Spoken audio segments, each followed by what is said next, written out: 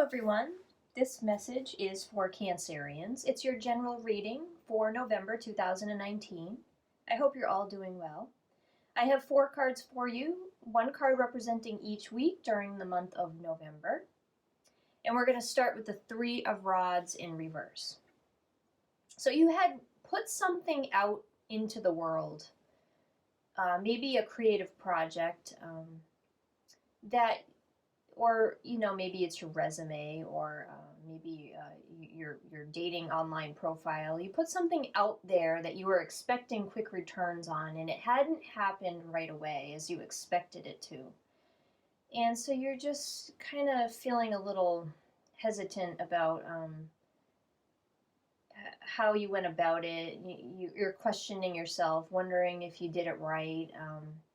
But I think in this case, it feels like you just really needed to be patient.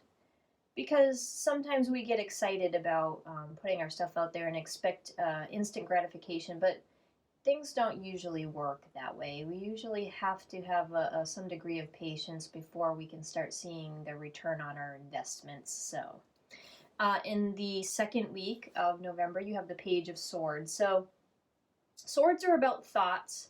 You're kind of feeling guarded.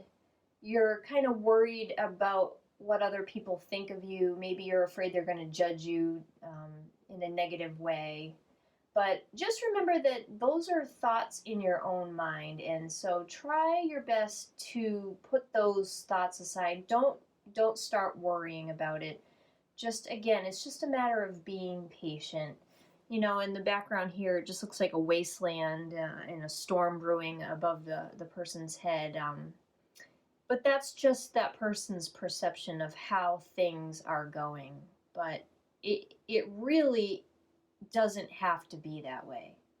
You got to think more positively. And I think you kind of get that toward the end of the second week in November, because then in the third week we have the Queen of Rods. And this is about taking action. So it looks like you put something out there, but you weren't seeing any returns. You stayed guarded, but maybe you started letting your guard down. And once you started focusing on something else, then someone or something, or maybe it was you took action because you found that perfect thing that was ready for you in divine timing.